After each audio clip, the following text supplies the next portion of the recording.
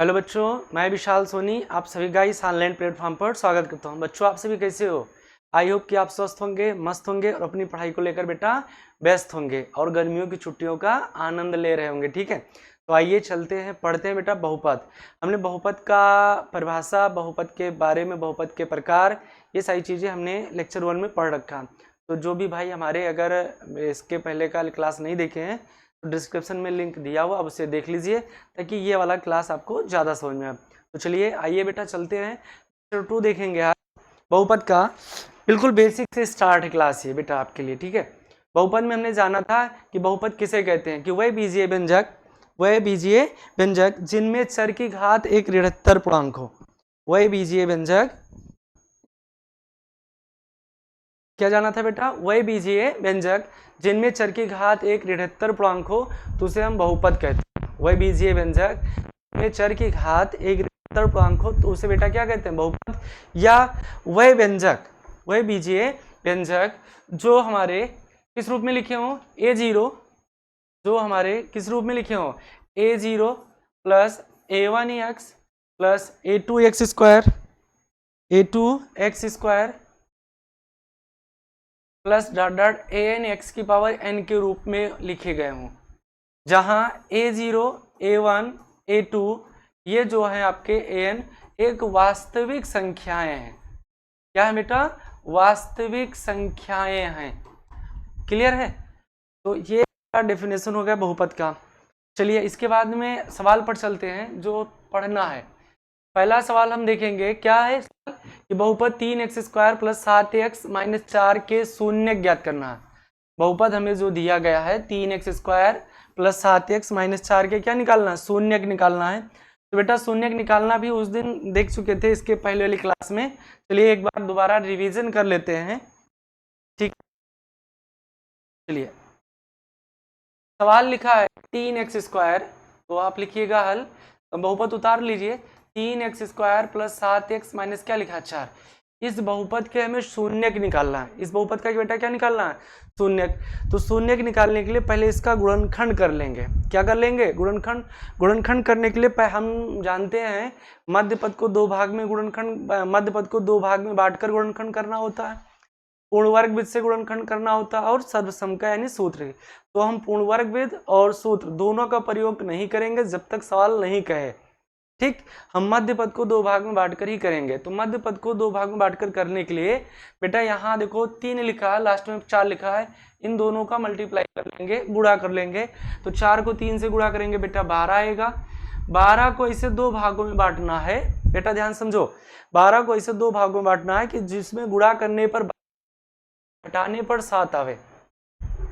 12 को इसे दो भागों में बांटना है कि गुणा करने पर बेटा 12 आ जाए और घटाने पर 7 आ जाए।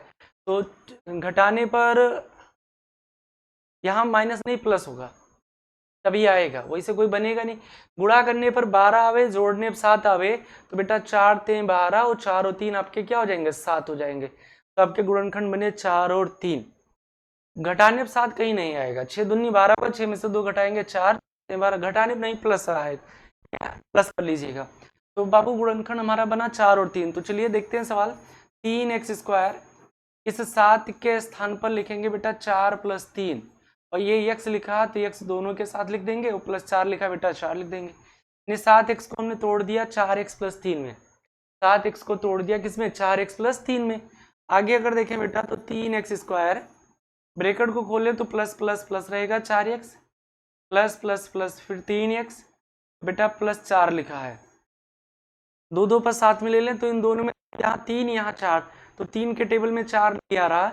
वैसे भी देखें 3 और 4 में एक काम, x की पावर 2 है, यहाँ x की पावर 1, तो कॉमन मिल रहा हो तो यानी कॉमन हुआ बेटा 1x। तो अब भाग भी 1 तो बेटा 1 से 3 में अगर भाग करो भाई तो कितना आएगा? 3 आएगा, और x से x स्क्वायर को भाग करोगे तो x आ जाएगा।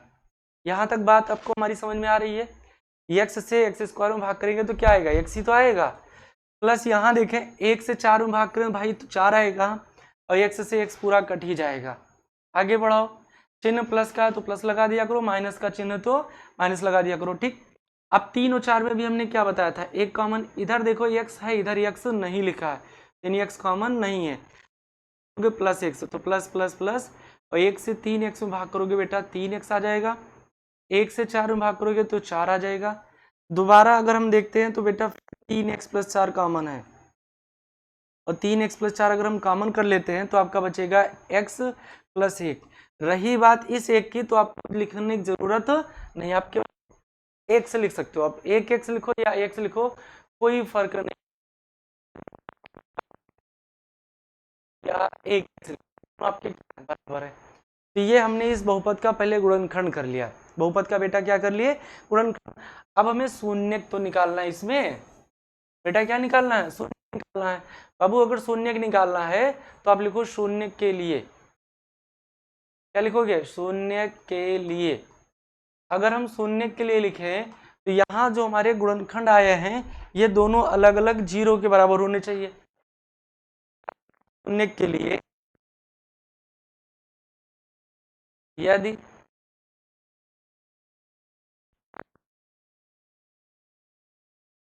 तब x का मान अगर निकालें तो बेटा +4 तो आपका हो जाएगा -4, 3 गुणे में तो बटे में चला जाएगा, तो ये आपका x बराबर आपका आ जाएगा क्या, -4/3। तो पहला शून्य का आपका आ गया है, पहला शून्य का आ गया आपका -4/3। क्लियर है भाई। दूसरा फिर लिखोगे कि यदि x + 1 बराबर 0 तब x बराबर ये +1 है तो आपका हो जाएगा -1। x बराबर कितना आ गया, -1। अब देखो x बराबर आपका एक वैल्यू आया -1 और x बराबर एक वैल्यू आपका आया -4/3। ये x के वैल्यू ही तो हैं, और ये शून्य का मतलब चर का वह मान जो बहुपद को शून्य कर दे। शून्य की डेफिनेशन हमने देखा है कि चर का वह मान जो उस बहुपद को शून्य कर दे बहुपद का शून्य कहलाता है। तो अगर ये x के वैल्यू अगर इस बहुपद जाएंगे तो 0 कर देगा, तो इसलिए ये वैल्यू x के जो है ये शून्य कहलाएंगे। लिखेंगे अतः, लिखोगे अतः दिए गए बहुपद के शून्यक, दिए गए बहुपद के शून्यक क्रमशः, पहला कितना आया था बेटा -4/3 -1 है। क्लियर हुआ बात। तो शून्य का आप निकाल लेंगे, किसी भाई को कोई दिक्कत हो तो बताओ हमें, शून्य में किसी भाई को कोई दिक्कत नहीं होनी चाहिए। शून्य में गुणनखंड करना है, गुणनखंड करके फिर आपको x का मान निकाल लेना होता, ठीक है। चलिए बेटा अगले सवाल की तरफ अगर हम बढ़े, अगला सवाल आपका दूसरा, ये भी शून्य निकालना है। तो इस सवाल का अगर शून्य निकालना है तो देखो ध्यान से, x² - 4 लिखा है, तो ये द्विघातीय द्विपदीय बहुपद है, ये द्विघातीय द्विपदीय बहुपद है, क्योंकि इसमें देखो घात कितनी है 2 और पद कितने हैं 2, तो ये द्विघातीय द्विपदीय बहुपद है। तो यहाँ हम पहले काम क्या करें, अगर गुणनखंड करेंगे, गुणनखंड करने के लिए बेटा अगर 2 पद है अगर किसी में, तो गुणनखंड करने के लिए केवल यही 3 फार्मूला आपका यूज होगा। a² - b² लगेगा उस पर, या a³ - b³ लगेगा, या a³ + b³ लगेगा। अगर कोई 2 पद है और गुणनखंड करने के लिए कह रहा है तो ये 3 में से कोई एक फार्मूला लगेगा। तो यहाँ देखो माइनस का चिन्ह है, तो ये तो किसी कीमत पर लगेगा नहीं क्योंकि यहाँ प्लस है।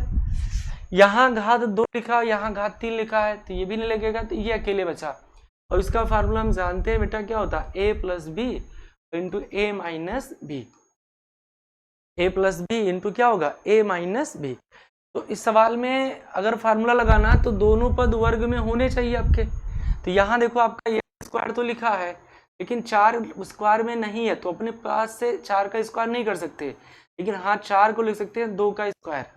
बेटा 4 को लिख सकते हैं 2 का स्क्वायर, और जैसे हमने 2 का स्क्वायर लिखा तो बाबू का फार्मूला बन गया a² - b², और a² - b² हम जानते हैं a + b होगा इंटू क्या होगा a - b। आप यहाँ लिख दीजिएगा, चूंकि a² - b² बराबर क्या होता है a + b into a - b। ये हो गया इस बहुपद का गुणनखंड। अब जब गुणनखंड हो गया तो अब लिख दीजिए शून्य के लिए, क्या लिख दे भाई, शून्य के लिए। अगर हम शून्य के लिए लिखें तो पहला बहुपद जो हमारा दिया है ये बराबर 0 होगा, x प्लस 2 बराबर 0 अगर है तब बेटा x का मान आपका क्या आ जाएगा, ये प्लस 2 उधर जाएगा -2, तो x का एक मान आ गया आपका -2। अगली बार दूसरा गुणनखंड लिखते हैं कि x -2 बराबर, तब x का मान आपका 2 आ जाएगा। बाबू ये -2 है तो ये आपका +2 हो जाएगा। तो x के दो वैल्यू मिले, एक -2 मिला, एक +2, ये x के वैल्यू हैं, शून्य कभी लिखेंगे अब। अतः दिए गए बहुपद के शून्यक, दिए गए बहुपद के शून्यक, अगर हम बाबू शून्यक की बात करें, दिए गए बहुपद के शून्यक यही x के वैल्यू शून्यक हो जाएंगे। तो पहला वैल्यू क्या आया -2 और दूसरा वैल्यू आया +2 है। बताओ किसी भाई को कोई दिक्कत है सवाल में? आप प्रयास किया करो, अगर कहीं किसी स्टेप में फार्मूला लग रहा है बगल में इस तरीके से फार्मूला लिख दिया करो, ठीक है। चलिए अगले सवाल की तरफ अगर बढ़े भाई, अगला सवाल कह रहा है तीसरा कि बहुपद रचना के शून्यकों का योगफल तथा गुणनफल ज्ञात करें। अब शून्यकों का योगफल तथा गुणनफल तो बेटा दो तरीका है। अभी हम जैसे शून्यक निकाल रहे थे तो इस बहुपद के शून्यक निकाल ले, फिर उनको आपस में गुणा कर दे और उनको फिर जोड़ दे, हमारे योगफल और गुणनफल आ जाएगा। लेकिन यहाँ हमें गुणनखंड करके फिर शून्यक नहीं ज्ञात करना, हमारे पास डायरेक्ट फार्मूला है जिसकी सहायता से हम किसी द्विघातीय बहुपद के शून्यक भी निकाल सकते हैं, योगफल, शून्यकों का योगफल और गुणनफल दोनों निकाल सकते हैं। तो इसका आपसे पूछ शून्यकों का योगफल और गुणनफल, तो गुणनखंड करने की बेटा जरूरत नहीं है, इसमें एक फार्मूला आइए देख लेते हैं। फार्मूला बेटा कहता क्या है कि अगर कोई द्विघातीय बहुपद है ax² + bx + c, अगर कोई द्विघातीय त्रिपदीय बहुपद है ax² + bx + c और इसके शून्यक लिख लेना भी, यदि ax² + bx + c के शून्यक, अगर हम शून्यक बेटा मान लें अल्फा और बीटा, अल्फा और क्या मान ले बीटा है, इस द्विघातीय बहुपद के शून्यक क्या मान ले बेटा अल्फा और बीटा है, तब शून्यकों का योगफल, तब शून्यकों का योगफल, अब बेटा शून्यकों का जो योगफल होगा वो लिखा जाता है -x का गुणांक, -x का गुणांक बटे x² का गुणांक। शून्यकों का गुणनफल योगफल का फार्मूला क्या बेटा -x का गुणांक बटे x² का गुणांक। शून्य अगर ध्यान से देखो तो हमने माना क्या अल्फा और बीटा, योगफल माने दोनों का जोड़, यानी अल्फा में बीटा को अगर जोड़ेंगे तो बेटा आपका अल्फा प्लस बीटा आएगा, अल्फा में बीटा जोड़ेंगे तो क्या आएगा अल्फा प्लस बीटा आएगा। और गौर से देखो ये माइनस चिन्ह रहने दीजिए, x का गुणांक, तो बेटा इस बहुपद में x का गुणांक क्या लिखा b, और x² का गुणांक देखा जाए तो ये, तो अल्फा प्लस बीटा बराबर आपका फार्मूला बन गया -b/a। तो कहने का मतलब बाबू ये है कि आप द्विघातीय त्रिपदीय बहुपद के शून्यकों का जो योगफल का फार्मूला है आप याद कर सकते हो -x का गुणांक बटे x² का गुणांक, या आप याद कर सकते हो -b/a, दोनों का मतलब यही है, ठीक है। ये होगा योगफल का फार्मूला। अगला आते हैं गुणनफल, शून्यकों का गुणनफल। दूसरा फार्मूला बाबू आपको याद रखना है शून्यकों का गुणनफल। अगर हम गुणनफल की बात करें तो बेटा गुणनफल होता है अचर पद, गुणनफल क्या होता है बेटा अचर पद बटे x² का गुणांक, अचर पद बटे x² का गुणांक। अब बहुपद में अगर अचर पद देखा जाए तो अचर पद आपका c है और x² का गुणांक a है, तो c/a है। और गुणनफल का मतलब अल्फा बीटा को बेटा अगर आप गुणा करोगे तो अल्फा इंटू बीटा आ जाएगा। ये फार्मूला आप अच्छे से याद रखिए, काम आएगा, कई इजी है, ठीक है। ये फार्मूला बेटा आप अच्छे से याद रखिएगा, काम आएगा, कई इजी है आपका, ठीक है। अल्फा प्लस बीटा यानी शून्यकों का योगफल -b/a, अल्फा इंटू बीटा यानी गुणनफल शून्यकों का c/a। क्लियर हुआ? इस फार्मूला से आप किसी द्विघातीय त्रिपदीय बहुपद का गुणनखंड किए बगैर उसके शून्यकों का योगफल और गुणनफल ज्ञात कर सकते हो। तो चलिए चलते हैं सवाल पर अपने। ये सवाल आपका दिया है इस बहुपद के शून्यकों का योगफल तथा गुणनफल निकालना। तो पहले हम लिखेंगे हल। बेटा अगर हम हल लिखें, बेटा अगर इस पर हम हल लिखें तो हल में पहले बहुपद को उतार लेंगे, 3x² प्लस 5x माइनस 2, ये तो बहुपद है। अब लिख देंगे कि इसलिए बहुपदों का योगफल, बहुपद के इसलिए दिए गए बहुपद के इसलिए बहुपद के शून्यकों का योगफल बराबर, बेटा योगफल का फार्मूला भी हमने क्या लिखा था, -x का गुणांक बटे x² का गुणांक, x² का गुणांक, यही तो लिखा था हमने। तो वैल्यू उठाकर रख दीजिए यहाँ, तो माइनस रहने दीजिए x का गुणांक। तो सवाल में बेटा अगर x का गुणांक देखो तो x का गुणांक +5 लिखा है, तो ये 5 आप ऐसे लिख दीजिए, बटे x² का गुणांक कितना लिखा, 3। तो यही आपका शून्यकों का योगफल हो गया -5/3। बताओ किसी प्यारे को कोई दिक्कत है, चांद सितारे को कोई दिक्कत है? दिक्कत हो तो आप हमें बताओ। ये बेटा शून्यकों का योगफल आ गया, शून्यकों का क्या आ गया, योगफल। आप चाहते तो ये भी डायरेक्ट लिखकर लगा सकते थे, b का मतलब 5, a का मतलब 3, -5/3, तब भी आंसर आपको लिखना था।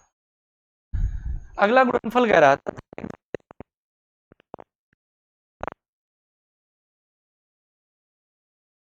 का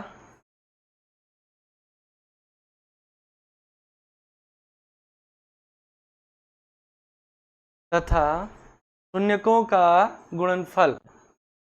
अगर हम गुणनफल की बात करें बाबू, तो गुणनफल जानते हैं क्या होता है, अचर पद बटे x² का गुणांक, अचर पद बटे x² का गुणांक। बेटा ये शून्यकों के गुणनफल का फार्मूला है, या c/a भी लिख सकते हैं। ये आपका -b/a होता है, और ये आपका बेटा c/a होता है। क्लियर है? तो अचर पद है तो यहाँ पर -2 लिखा है, बेटा x² का गुणांक देखें तो 3 लिखा है, तो -2/3 ये आपका शून्यकों का क्या हो गया, गुणनफल होगा। किसी भी भाई को कोई समस्या हो तो आप हमें बताओ, कोई समस्या हो तो बता सकते हो।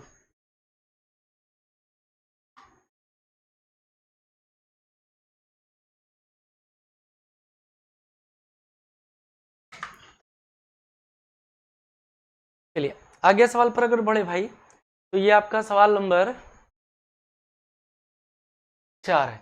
इसमें भी शून्यकों का, अब देखो यहाँ थोड़ा सा बदल दिया सवाल ने, इसमें आपको शून्यकों का योगफल तथा गुणनफल क्रमशः दे रहा है। ये आपका योगफल है और ये बेटा क्या दिया, गुणनफल है।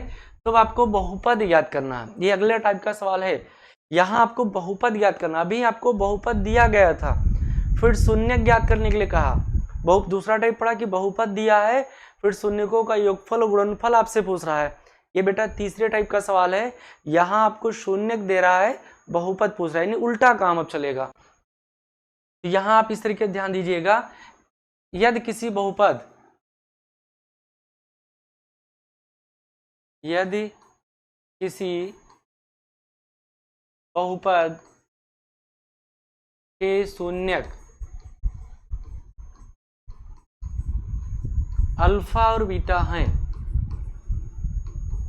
अल्फा और क्या है, बीटा हैं, तब बहुपद होगा, बहुपद होगा। कौन सा बहुपद होगा, x² minus alpha plus beta into x plus alpha into beta. बाबू ये आपका फार्मूला है। अगर किसी बहुपद के शून्य का आपको दे दिया अल्फा बीटा, किसी बहुपद के शून्य का आपको दे दिया जाए अल्फा और बीटा, तो वहां पर बहुपद होगा, बहुपद क्या होगा, x² minus alpha plus beta into x plus alpha into beta. या इसी बात को अगर हम चाहें तो दूसरी भाषा में भी कह सकते हैं, दूसरी भाषा मतलब अरबी उर्दू नहीं, थोड़ा सा कहने का ढंग बदल दे, और कहने का ढंग अगर बदल दे तो नया फार्मूला अगर देखा जाए तो बनेगा x² माइनस अल्फा बीटा दोनों शून्य की तो है, योग, शून्यकों का योग, क्या कहते हैं बाबू, शून्यकों का योग into x, alpha into beta का मतलब शून्यकों का गुणनफल, शून्यकों का गुणनफल। क्लियर है बाबू? आप ये भी लिख सकते हैं x² माइनस शून्यकों का योग इंटू एक्स प्लस शून्यकों का गुणनफल। ये कब यूज करेंगे? जब किसी बहुपद के शून्य का आपको दे दिए जाए, तब आपसे बहुपद पूछ ले तो यह फार्मूला लगाओगे। क्या फार्मूला? बोलो प्यारे, क्या फार्मूला है? तुम समझ नहीं रहे हो ना, थोड़ा मन लगाया करो समझने में। क्या फार्मूला है? एक्स स्क्वायर माइनस शून्यकों का योगफल इंटू एक्स प्लस शून्यकों का गुणनफल, या अब तो x square minus alpha plus beta into x plus alpha into beta. बेटा ये शून्यकों का शून्य का अगर पता है तो ये आपका बहुपद का फार्मूला हो गया। चलिए अगर सवाल देखें, हम अपने सवाल को अगर देखें तो इसमें शून्यकों का योगफल दे रखा है और शून्यकों का गुणनफल दे रखा है। योगफल दिया है 6, गुणनफल दिया है 9। तो आप बाबू लिख दीजिए ना, हल अगर लिखेंगे तो लिख दीजिएगा बहुपद के शून्यकों का योगफल, बहुपद के शून्यकों का योगफल। योगफल बेटा पहले वाले को योगफल मानेंगे, यहाँ योग पहले लिखा तो पहले वाले को योगफल और बाद वाले को गुणनफल। तो योगफल कितना दिया बेटा? 6, और गुणनफल, गुणनफल की अगर हम बात करें भाई तो गुणनफल आपको दिया है 9। गुणनफल कितना दिया है? 9। ये आपका गुणनफल दिया। अब शून्यकों का योगफल पता है, शून्यकों का गुणनफल पता है, इसलिए अभिष्ट बहुपद, अभिष्ट बहुपद।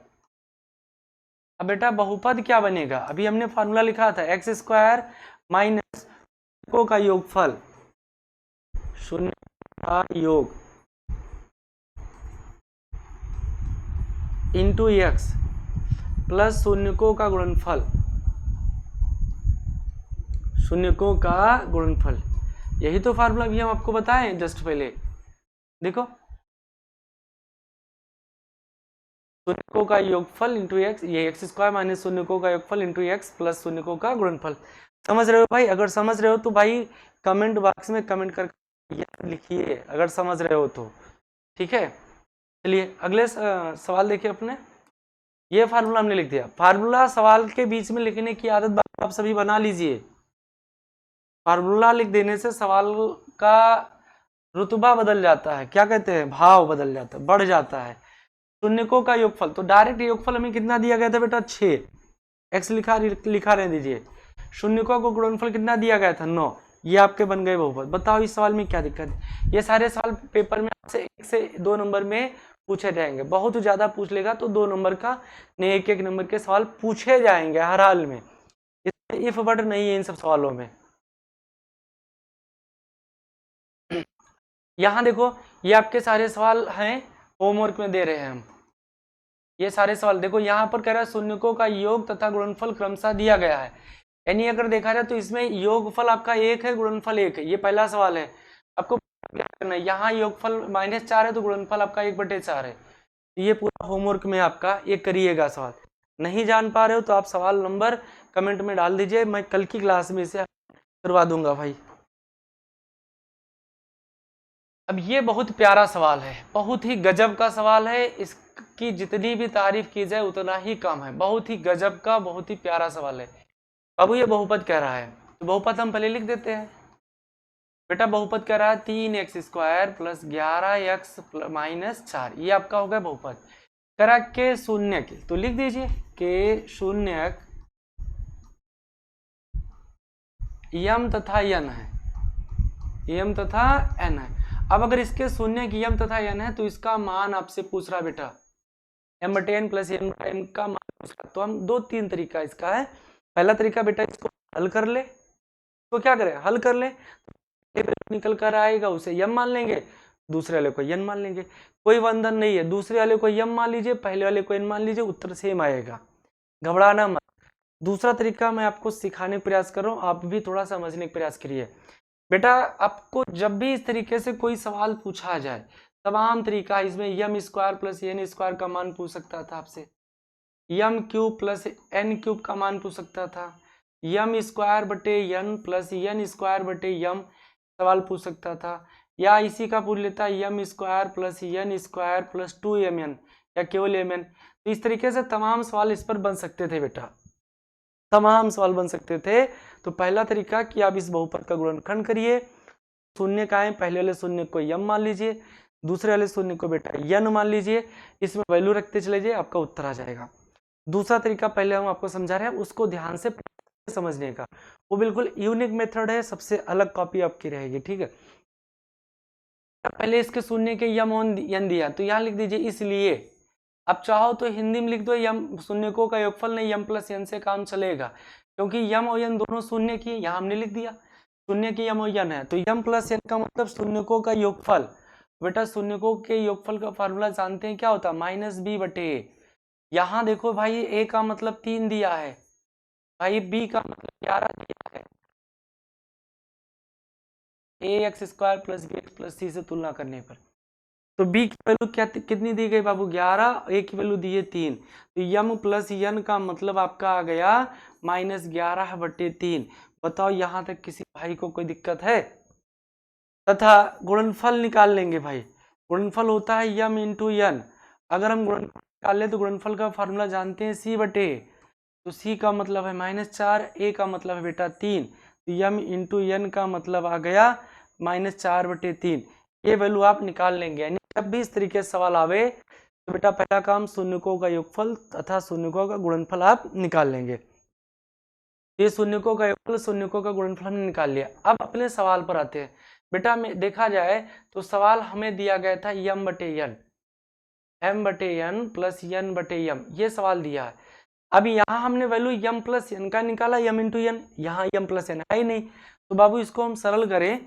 सरल करने के लिए इन दोनों का एलसीएम लेंगे, तो यम और यन का एलसीएम बेटा होगा यम इंटू यन, इसको क्रॉस मल्टीप्लाई कर दें तो ये हो जाएगा यम स्क्वायर प्लस यन स्क्वायर, यम स्क्वायर प्लस क्या होगा यम स्क्वायर प्लस यन स्क्वायर। और ये फार्मूला बहुत ही गजब है। क्या गजब फार्मूला है?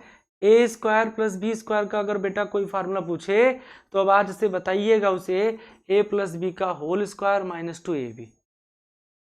अभी आपने रटा था केवल a square minus b square, a square minus b square, अभी हम करवाए भी थे a plus b into minus b. लेकिन अब अगर आज से कोई a square plus b square पूछ ले तो आप बता दीजिएगा ए प्लस बी का होल स्क्वायर माइनस 2ab। इसी का एक और फार्मूला, दो फार्मूला उसको बता देना आप कि ए माइनस बी का होल स्क्वायर, अगर यहाँ माइनस कर रहे हो तो बेटा ये प्लस हो जाएगा, प्लस 2ab होगा। बताओ किसी भाई को कोई दिक्कत है? तो a square plus b square के लिए दो फार्मूला बताओगे, ए प्लस बी का होल स्क्वायर माइनस 2ab, और दूसरा बेटा बता देंगे ए माइनस बी का होल स्क्वायर प्लस 2ab। तो m square plus n square का कह रहा है तो इसको भी लिख सकते हैं, क्या लिख सकते हैं, यम प्लस एन का होल स्क्वायर माइनस 2mn,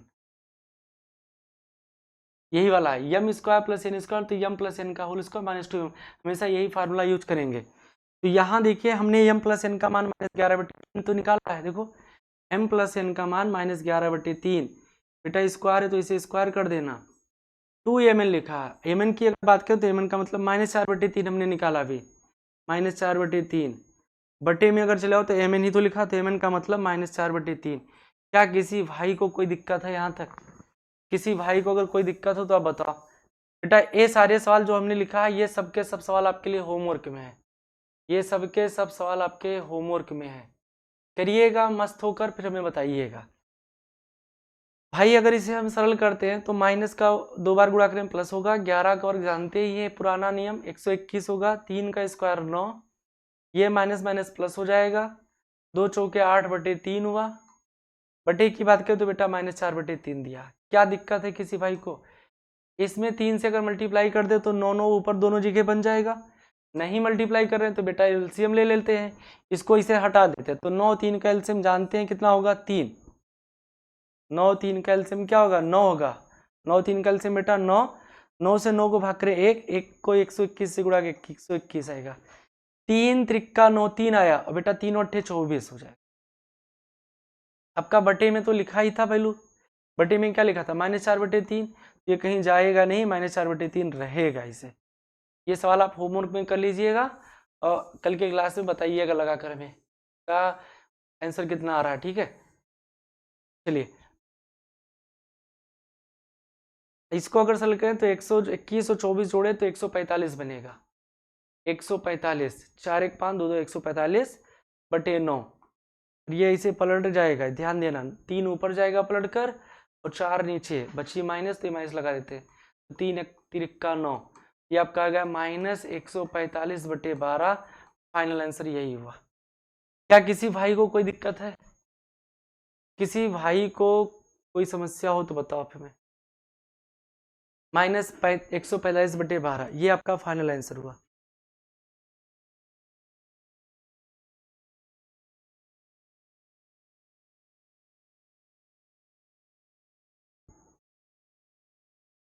चलिए बेटा फिर अगले सवाल की तरफ बढ़ते हैं। अगला सवाल लिखा है, यहाँ भी आपका बिल्कुल सेम सवाल है। इस बहुपद के शून्य पी और क्यू, वहां यम और एन थे, यहाँ क्या लिखे हैं पी और क्यू, तो आपको P square plus Q square का मान बताना। तो P square plus Q square का फार्मूला भी बताया है, लिख देना। क्या लिखोगे भाई, पी प्लस क्यू का होल स्क्वायर माइनस 2pq। तो पहले इसके शून्यकों का योगफल लिख देना, फिर शून्यकों का गुणनफल लिख देना, उठाकर वैल्यू रख देना। ठीक, तो बाकी के सवाल बेटा हम ग्रुप, ये पूरा का पूरा सवाल होमवर्क में है, अब करिएगा। ठीक है,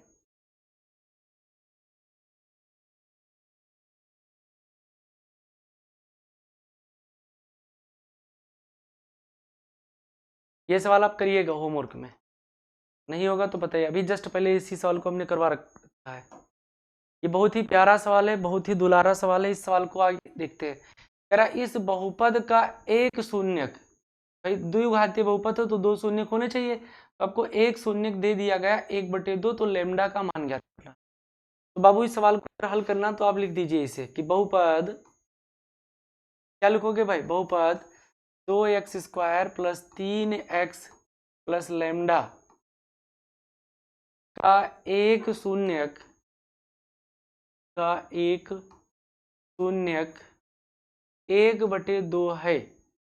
भाई दो शून्यक होने चाहिए, एक शून्यक आपको दिया 1/2, इसीलिए x बराबर 1/2 बहुपद को संतुष्ट करेगा, बहुपद को संतुष्ट करेगा। संतुष्ट का मतलब दोनों पक्ष उसके बराबर आएंगे, संतुष्ट करेगा। यानी यहाँ रखेंगे तो शून्य का मतलब ही बताए थे आपको कि किसी बहुपद का शून्य किसे कहा जाता है। शून्य x का यानी चर का वह मान होता है जो बहुपद में रखने पर उसको शून्य बना दे। बहुपद में रखने पर उसे क्या बना दे, शून्य बना दे, तो वह x का मान दिए गए बहुपद का शून्य कहलाता है। ठीक है, तो यहाँ हमने इस बहुपद का शून्य 1/2 था, तो इसमें x के स्थान पर 1/2 करेगा, शून्य संतुष्ट करेगा, संतुष्ट कर शून्य करेगा, तो लिख देते हैं इसलिए। तो अब बेटा x के स्थान पर आपको 1/2 लिखना, पावर 2 करेंगे, 3x लिखा है, x के स्थान पर 1/2 रखना ही है बेटा, प्लस लेमडा लिखा है, और इसे वैल्यू रखे तो बराबर क्या होगा 0। यहाँ सरल करें प्यारे, 1 का स्क्वायर 1 होगा, 2 का स्क्वायर 4 होगा, ये अगर सरल करें तो 3/2 है, प्लस लेमडा बराबर 0। यहाँ देखते क्या है कि ये दोनों सरल हो रहा, तो ये प्लस बेटा 3/2 बचा, प्लस लेमडा लिखा बराबर क्या लिखा 0। अब देखते क्या है कि इन दोनों भिन्नों का हर बराबर है, तो बेटा अंश हर बराबर तो अंश को जोड़ेंगे, तो हर में तो 2 रहने दीजिए, अंश में 3 + 1 तो आपका हो जाएगा 4, प्लस लेमडा बराबर 0, 2 1 कम 2, 2 दूनी 4, तो 2 प्लस लेमडा बराबर 0, तो लेमडा बराबर बेटा -2 आ जाएगा। लेमडा बराबर क्या आ जाएगा -2, यही आपका आंसर होगा। क्या किसी भाई को कोई दिक्कत है? ये सेम सवाल आपका होमवर्क में है, करिएगा, अगर छूटेगा तो कल की क्लास में बताइएगा। ये आपका पूरा बहुपद दिया है, इसमें से एक शून्य का आपको दिया है -3, के का मान ज्ञात करना, इसमें x के साथ -3 लग दीजिएगा, के का मान आ जाएगा। ठीक है, अगला सवाल ये भी बहुत बेहतरीन सवाल है, पेपर में आया हुआ सवाल है। बहुपद x², बहुपद x² plus 4x plus 2a के शून्यक अल्फा और 2/अल्फा है। अल्फा और 2 क्या है, अल्फा है, तो आपको ए का मान ज्ञात करना। तो बेटा ये बहुत ही आसान सवाल है, आप अगर पचड़े में पढ़े तो पास हो जाएगा। सारा ट्रिक बता रहा हूँ, यही लगा दीजिए, ये 100% सही है। अल्फा और 2/अल्फा, तो इसलिए लिख दीजिए शून्यकों का गुणनफल बराबर, योगफल मत लिखिएगा। क्यों नहीं लिखेंगे, अभी आपको समझ में आ जाएगा। लिखेंगे शून्य का गुणनफल बराबर। बेटा गुणनफल अगर देखें तो गुणनफल अभी हमने पढ़ा था c/a होता है। c/a क्या होता है, या अगर c/a दिमाग में बात ना हजम हो तो शून्यकों के गुणनफल का फार्मूला भी हमने लिखा था, क्या लिखा था, अचर पद बटे एक्स स्क्वायर का गुणांक, अचर पद बटे एक्स स्क्वायर का गुणांक, यही तो फार्मूला हमने लिखा था, अचर पद बटे एक्स स्क्वायर गुणांक। बेटा यहाँ बताओ अचर पद कितना, 2 ये लास्ट वाला पद ये आपका अचर पद, बटे एक्स स्क्वायर का गुणांक यहाँ देखते हैं तो बेटा 1 लिखा है, और ये लिखा शून्यकों का गुणनफल, तो यहाँ शून्य पहला आपको पता क्या था, 2 बटे अल्फा गुणे दूसरा शून्य का आपका नहीं, पहला आपका अल्फा था, दूसरा 2 बटे अल्फा था, तो इन दोनों शून्यकों को आपका क्या कर लीजिए, गुणा कर लीजिए, गुणनफल ही तो लिखा, तो देखो ये अल्फा कटेगा, तो आपका बचा ये इधर 2 और इधर लिखा है 2 ये।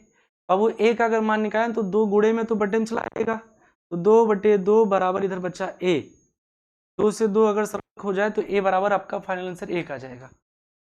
बाबू ए बराबर इसमें 1 आंसर आएगा। क्या किसी भाई को कोई दिक्कत है, कोई परेशानी हो तो आप हमें बता सकते हो। अगले सवाल की तरफ अगर हम बढ़े तो ये आपको करना, ये होमवर्क में है, करिएगा। ये लास्ट सवाल ग्राफ का है, बहुपद कल की क्लास आउट चलेगी बहुपद पर, उसके बाद बहुपद आपका द एंड, ठीक। ये लास्ट सवाल है, ग्राफ दे देगा और इसमें पूछेगा कितने शून्य का, तो याद रखिएगा जो भी आपका ग्राफ दिया, किसी फलन का ग्राफ दिया है, कर्व दिया है, तो ये शून्य कब बनाएगा, जब वह कर्व x अक्ष को जितनी बार काटे, जब कोई कर्व x अक्ष को जितनी बार काटे तो वह कटान बिंदु की संख्या उस बहुपद के शून्य की संख्या कहलाती है। तो यहाँ ये आपका बाबू ये x अक्ष है, ये y अक्ष, कोई मतलब नहीं, ठीक है, ये x अक्ष y अक्ष, यही ग्राफ तो इसे काट रहा है, तो ये बेटा कौन से अक्ष को काट रहा है, y अक्ष को, x अक्ष को कहीं काट ही नहीं रहा है, तो इस वाले ग्राफ में शून्यकों की जो संख्या होगी, शून्यकों की संख्या वो बाबू शून्य हो जाएगी, इसमें कोई शून्य होगा ही नहीं हो। यहाँ देखिए ये आपका क्षैतिज अक्ष जो है रेखा वो आपका x अक्ष है, ये बेटा आपका x डैश हो जाएगा, ये y है और ये y डैश है, ये आपका मूल बिंदु, तो ये जो ग्राफ बना है, ठीक है, तो ये x अक्ष को कितने जगह प्रक्षेप कर रहा है, देखो एक यहाँ 2 और एक 3, तो x अक्ष पर जगह प्रक्षेप, शून्यकों की संख्या इसमें 3 हो जाएगी। इस सवाल में शून्यकों की बेटा कितनी हो जाएगी, 3। इस सवाल में आओ, देखो ये आपका x अक्ष है, ये y अक्ष है, ये जो ब्लू कलर से बना हुआ ये आपका x अक्ष को प्रक्षेप कर रहा है कितने बिंदु पर, 1, तो इस सवाल में यानी इस ग्राफ में शून्यकों की संख्या 1 होगी, शून्यकों की संख्या इस सवाल में बेटा कितनी होगी, 1 होगी। बताओ किसी भाई को कोई दिक्कत है इस सवाल में, सभी इन सभी सवालों में किसी भाई को कोई दिक्कत, बताओ हमें। तो बेटा ये आपके हो गए बहुपद के सवाल, कल बहुपद की एक लास्ट क्लास और है जिसमें जो भी सवाल छूटे हुए हैं आप पूछ लीजिएगा, आपका डाउट भी कल की क्लास में दूर कर दिया जाएगा, तो आप मस्त होकर पढ़ते रहिए। आप लोगों का एक फाउंडेशन बैच बिल्कुल स्टार्टअप से 0 लेवल से स्टार्ट होने वाला है, एनसीईआरटी के सारे सवाल होंगे, प्लस आपके 5 पेपर प्रीवियस ईयर के होंगे उसमें, प्लस आपका हर चैप्टर से 10-10 प्रश्नों का टेस्ट एमसीक्यू होगा, तो ये सारे बैचेज आपके जल्द से जल्द स्टार्ट होने वाले हैं, तो अभी आप एक ही स्टोर से डाउनलोड कर लीजिए ताकि आपको सारे नोटिफिकेशन समय पर मिलते रहें, और आप हमारे यूट्यूब चैनल विशाल बाबू सोनी को भी सब्सक्राइब कर लीजिए, लाइक कर दीजिए और अपने मन के अच्छे अच्छे विचारों को कमेंट के रूप में लिख दीजिए, और वीडियो को ज़्यादा से ज़्यादा बच्चों तक शेयर कर दीजिए। तब तक के लिए बेटा गुड नाइट।